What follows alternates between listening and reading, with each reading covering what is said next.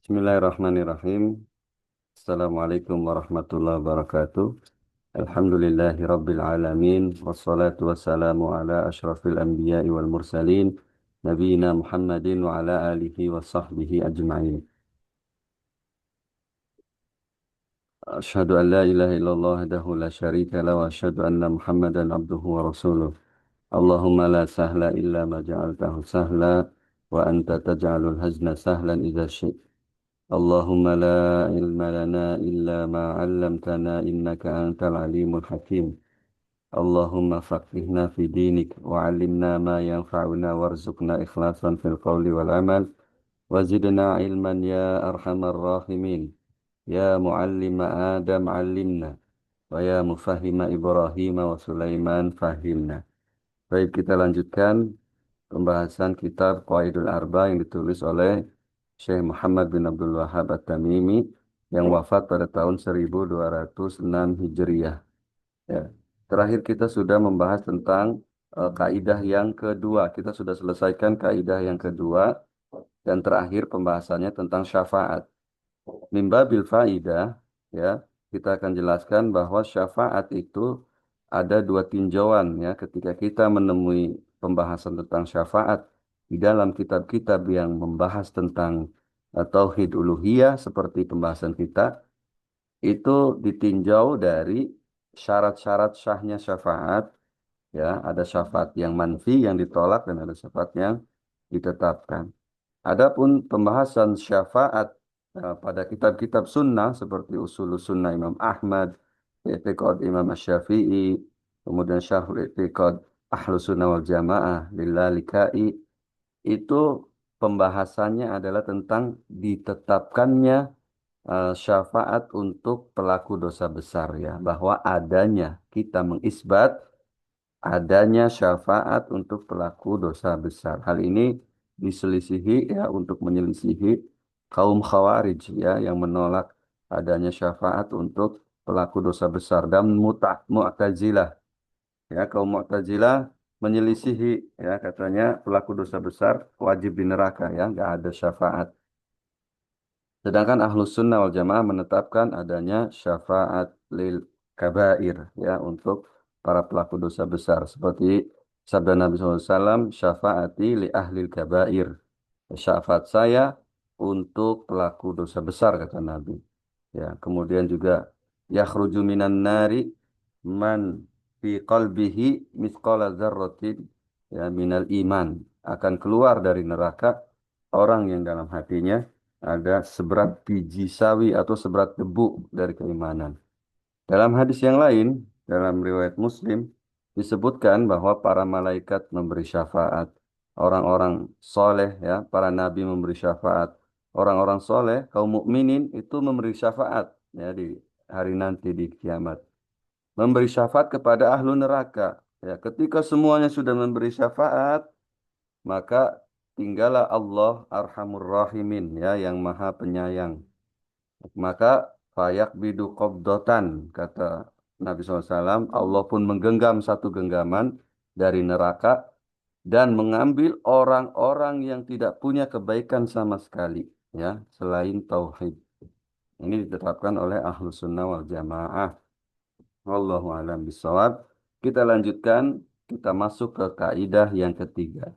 Qala al-musannifu rahimahullah taala, al-qaidatu tsalisatu, kaidah yang ketiga, ya. Kata beliau, anna nabiyya sallallahu alaihi wasallam zahara ala unasin mutafarriqina fi ibadatihim, ya, bahwasanya Nabi sallallahu alaihi wasallam muncul. Zoharo itu bermakna bu'isa, diutus, ya, di tengah-tengah manusia yang bermacam-macam sembahannya, ya. Jadi ibadah yang saya beri warna ini ibadah, ya. Itu kalau kita belajar bahasa Arab bahwa masdar ibadah ini masdar, ya, dari abada ya'budu ibadatan. Ya, masdar itu bisa bermakna hakiki, ya, bermakna hakiki, bisa juga bermakna majaz. Ya, apa makna majaznya masdar? Makna majaznya masdar adalah isim maf'ul. Makanya di sini yang dimaksud ibadah di sini adalah ma'bud, ya, sembahan, bukan tata cara peribadahan, bukan. Ya, maka takdir kalamnya beliau SAW zoharo ala unasin mutafarriqina fi ma'budatihim. Ya, diutus di tengah-tengah manusia yang beraneka ragam sembahan mereka. Ya, karena itu Al-Musannif menjelaskan pada kalimat setelahnya kata beliau minhum mayya'budal malaikata. Di antara mereka ada yang menyembah para malaikat. Ya, jadi dijelaskan tentang ibadah itu maksudnya sembahan. Wa minhum mayya'budal anbiya was salihina. Di antara mereka ada yang menyembah para nabi dan orang-orang soleh. Wa minhum may ya'budal asjara, ya, wal ahjar. Ada yang menyembah pepohonan dan ada yang menyembah bebatuan. Wa minhum may ya'budu syamsa wal qamara. Ya. Di antara mereka ada yang menyembah matahari dan bulan. Ya, kemudian apa kata beliau? Kata beliau, wa qatalahum Rasulullah sallallahu alaihi wasallam wa lam yufarriq bainahum. Dan Rasulullah sallallahu alaihi wasallam memerangi mereka semua. Ya, perang tidak akan terjadi kecuali kepada orang yang musyrik, orang kafir. Ya, maka Rasulullah sallallahu alaihi wasallam menganggap semuanya musyrik kafir, ya. Makanya diperangi mereka semua.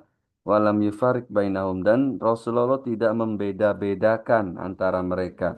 Yang nyembah Nabi diperlakukan seperti ini. Yang nyembah bebatuan diperlakukan seperti itu. Tidak. Tapi Rasulullah samakan. Ya, perlakuan Rasulullah kepada mereka menyamakan. Nah, yang ingin disampaikan oleh penulis dalam bab ini, dalam dalam kaidah yang ketiga ini, ada dua, ya. Yang pertama, bahwa sebab kekufuran, sebab kemusyrikan adalah beribadah kepada selain Allah. Ya, tidak peduli selain Allahnya itu siapa, ya. Yang jelas orang itu menyembah kepada selain Allah, beribadah kepada selain Allah, ya, ibadah sudah dijelaskan bahwa bentuk ibadah itu banyak, ya, seperti takut, ya, cinta, meminta dan yang lainnya. Doa. Yang kedua, yang ingin beliau sampaikan adalah bahwa beliau Rasulullah SAW memperlakukan mereka sama, ya, tidak dibeda-bedakan. Wad dalilu qauluhu ta'ala, kata beliau, dalilnya bahwasanya Nabi Shallallahu Alaihi Wasallam itu diperintahkan untuk memerangi mereka semua dan tidak membeda-bedakannya adalah firman Allah Ta'ala dalam surat Al-Anfal ayat 39. Ya, Allah berfirman, wa qatiluhum hatta la takuna fitnatu wa yakuna ad-dinu kulluhu lillah. Dan perangilah mereka semua, ya. Hatta la takuna fitnah, sampai tidak ada lagi fitnah. Fitnah, kata Imam Ahmad ketika menafsirkan ayat falyahdzaril ladzina yukhalifuna an amrihi an tusibahum fitnah.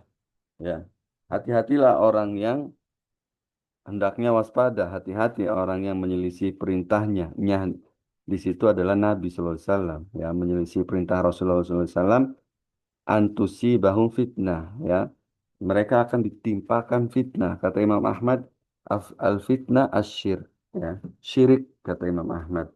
Ya, maka kita bisa memakai tafsiran dari Imam Ahmad. Kalau begitu, maknanya adalah waqatiluhum, perangilah mereka semua sampai tidak ada lagi kesyirikan. Ya, seperti itu. Sampai tidak ada lagi kesyirikan. Wa yakuna dinu kulluhu lillah. Ya. Dan din, din itu asalnya, asal din, dasar pondasi din itu adalah tauhid. Ya, makanya di sini bisa kita maknakan dan apa, wa yakuna dinu kulluhu lillah, dan agama tauhid Allah itu semuanya, maksudnya, dan mentauhidkan Allah itu eh, dilakukan oleh semua manusia, ya. Jadi semua orang mentauhidkan Allah. Ya. Perangi mereka agar tidak ada kesyirikan dan semua orang mentauhidkan Allah. Ini dalil beliau bawakan dalam rangka menguatkan statement beliau yang ini wa qatalahum Rasulullah ya walam yufarriq bainahum. Ini dalilnya. Ya. Dan kemudian kalau kita perhatikan ya orang musyrikin zaman Nabi SAW itu mereka yang mereka sembah itu sebetulnya adalah orang-orang soleh intinya, ya malaikat, para wali, para nabi dan orang-orang soleh, ya itu intinya, ya karena mereka itu sebagaimana dijelaskan di kaidah yang kedua, mereka tidak menyembah mereka maksudnya bukan tujuan meminta kepada nabi, kepada wali, bukan, tapi wasilah saja. Tujuan mereka hanya kepada Allah. Ya. Demikian juga ketika mereka menyembah pepohonan dan bebatuan, itu mereka bukan menyembah pohonnya, bukan menyembah batunya. Ya. Mereka meyakini bahwa di dalam pohon tersebut ada roh orang soleh. Ya, ada penunggunya. Kalau kata kita ya, kalau zaman sekarang dikatakan ada penunggunya. Ya. Sebab apa? Seandainya yang mereka itu sembah benar-benar adalah pohonnya dan batunya, ya niscaya mereka tidak akan kekurangan sembahan. Ketika pohonnya itu ditebang, mereka nggak akan marah. Masih banyak pohon yang lain. Ketika batunya itu dihancurkan, mereka tidak akan marah. Masih banyak batu yang lain. Tetapi mereka itu marah ketika pohonnya ditebang karena di dalam pohon mereka yakini ada roh orang soleh. Demikian juga mereka, orang-orang musyrik zaman dahulu. Ya, meyakini dalam matahari, dalam bintang ini, bintang itu, ada rohnya orang soleh. Ya. Selanjutnya kata beliau, wa dalilus syamsa wal qamari qauluhu ta'ala. Ya. Ini dalam ilmu bayan ya disebut alaf wan nashr ghairu muratab. Ya, tidak tertib. Di atas disebutkan malaikat dulu, tapi ketika dijelaskan di bawah, di nashr, ya beliau langsung jelaskan yang terakhir dulu, yaitu Samsu wal Qamar, matahari dan bulan. Ya, ini biasa dilakukan oleh para ulama. Ya, dalil bahwasanya ada orang yang menyembah matahari dan bulan, ya pada zaman Nabi SAW. Qauluhu Ta'ala adalah firman Allah Ta'ala dalam surat Fussilat ya ayat 37. Allah berfirman, "Wa min ayatihi al-lailu wan naharu wasyamsu wal qamar." Dan di antara ayat itu alamat ya, tanda tanda-tandanya, tanda kebesarannya. Al-lail, adanya malam dan siang, matahari dan bulan. La tasjudu lisyamsi wala lil qamari. Ya. Kata Allah, jangan kalian sujud kepada matahari dan bulan. Yang dimaksud sujud adalah menyembah karena sujud itu bentuk persembahan yang paling bentuk peribadatan yang paling besar ya ketika orang itu sudah menyungkurkan kepalanya untuk sesuatu berarti itu udah peribadatan yang paling besar yang bisa kita lihat secara zahir. Makanya Allah jelaskan la tasjudu lisyamsi wala lil qamar. Jangan kalian bersujud. Yang dimaksud itu jangan kalian menyembah ya beribadah kepada matahari dan juga jangan kepada bulan. Wasjudu lillahi alladzi khalaqahunna in kuntum iyyahu ta'budun. Tetapi beribadahlah hanya untuk yang Allah yang telah menciptakan mereka. Mereka maksudnya adalah matahari, bulan, siang, malam. Ya. Jika kalian hanya kepada Allah saja menyembah. Ya. Dari mana sisi pendalilannya? Ya. Dari mana sisi pendalilannya? Bahwa zaman Nabi SAW ada orang yang menyembah matahari dan bulan. Sisi pendalilannya, ya di sini jelas latas judu lisamsi wal qamar. Adanya larangan untuk bersujud atau beribadah kepada matahari dan bulan. Sisi pendalilannya adalah ya Al-Quran itu diturunkan bukan untuk sesuatu yang sia-sia, abas ya, bukan tidak tidak disifati dengan abas sia-sia. Termasuk kesia-siaan adalah apa? Termasuk kesia-siaan adalah melarang sesuatu yang tidak ada wujudnya. Ya, di sini kan ada larangan nih, ada nahi, larangan. La tasjudu lisyamsi wala lil qamar. Jangan kalian bersujud kepada matahari dan kepada bulan. Ya, berarti pada zaman ayat ini turun, pada masa ayat ini turun, ada orang-orang yang bersujud kepada matahari dan bulan. Ya, ada yang melakukannya pada saat ayat ini turun. Ini sisi pendalilannya. Ya, Allahu alam bissawab. Tsumma qala al-musannif rahimahullah wa dalilul malaikati qauluhu ta'ala. Dan dalil bahwasanya adanya orang-orang yang menyembah malaikat pada saat Nabi SAW diutus adalah firman Allah Ta'ala dalam surat Al-Imran ayat 80. Allah berfirman, "Wala ta'murukum an tattakhidul malaikata wan nabiyyina arbaban." Ya, dan dia ya wala ya'murukum afwan ya wala ya'murukum dan dia Muhammad sallallahu alaihi wasallam tidak menyuruh kalian untuk mengambil para malaikat dan nabi sebagai rob-rob. Arbab itu jama dari rob ya, rob-rob. Ya. Dia Muhammad SAW tidak memerintahkan kalian untuk menjadikan, mengambil para malaikat dan nabi sebagai rob-rob. Ya. Kenapa kalian menjadikan itu? Maksudnya itu, ya. Maksudnya kenapa orang-orang musyrik? Ya, kenapa kalian menyembah malaikat dan para nabi? Padahal dia, Nabi Muhammad SAW, tidak memerintahkan untuk itu.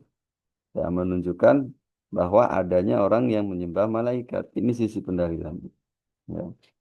Dan sampai sekarang pun masih ada ya orang-orang yang menyembah malaikat, orang-orang yang menyembah matahari, bulan masih ada sampai sekarang pun. Ya, bersamaan dengan pesatnya kemajuan teknologi masih ada. Ya. Summa qala al-musannifu rahimahullah wa dalilul anbiya'i qauluhu ta'ala. Dan dalil bahwasanya ada orang yang menyembah para nabi, ya firman Allah Ta'ala. Sebetulnya firman Allah Ta'ala yang di atas juga surat Al-Imran, ayat yang di atas cukup untuk eh, menjelaskan sisi pendalilan untuk malaikat dan nabi. Tapi beliau bawakan dengan ayat yang lain ya dalam surat Al-Maidah. Allah berfirman, "Wa idz qala Allahu ya Isa ibn Maryam, a anta qulta lin-nasi ittakhizuni wa ummiya ilahaini min dunillah?" Qala subhanaka ma yakunu li an aqula ma laysa li bihaqqin. In kuntu qultuhu faqad alimtah. Nah, ta'lamu ma fi nafsi wa la a'lamu ma fi nafsik. Innaka anta allamul ghuyub. Allah berfirman, ketika Allah berfirman kepada Isa bin Maryam, ya kata Allah, ya Isa bin Maryam, wahai Isa putra Maryam, apakah kamu mengatakan kepada manusia, jadikanlah aku dan ibuku sebagai sembahan, sebagai dua ilah, ya, di samping Allah, ya, selain Allah. Maka Isa menjawab, Qala subhanaka, maha suci engkau, ya Allah, ya, aku tidak mungkin mengatakan apa yang tidak aku yakini kebenarannya, ya, malaisa bihaqqin, malaisa li bihaqqin. Aku tidak mungkin mengatakan hal itu, kata Isa. Seandainya aku mengatakannya, engkau akan mengetahuinya, kata Isa. Karena engkau mengetahui apa yang ada dalam diriku, sedangkan aku tidak mengetahui apa yang ada dalam dirimu. Ya, sungguhnya engkaulah maha mengetahui hal-hal yang gaib. Ya, ini sisi pendalilannya dari kata apa? Uh, Qulta linnasi ittakhiduni wa ummiya ilahain. Ya. Apa kamu mengatakan kepada manusia, jadikanlah aku dan ibuku sebagai ilah. Ya. Jadi ini untuk pendalilan anbiya, ya. Adanya orang-orang yang menyembah Nabi Isa alaihi salam. Ya. Wallahu a'lam bishawab. Nanti kita lanjutkan ya pada pertemuan berikutnya. Insya Allah besok kita lanjutkan sisi pendalian yang lain. Dan mohon maaf ya tadi sudah eh, banyak ngomong tapi qadarullah mic-nya belum dinyalakan. Ya. Barakallahu fikum. Naktafi nas'alullah ta'ala mimma yanfa'una wa yanfa'na bima 'allamana. Innahu waliyyu dzalika wal qadiru alaih. Subhanaka Allahumma bihamdik. Asyhadu an la ilaha illa anta astaghfiruka wa atubu ilaik. Assalamualaikum warahmatullahi wabarakatuh. Waalaikumsalam warahmatullahi wabarakatuh.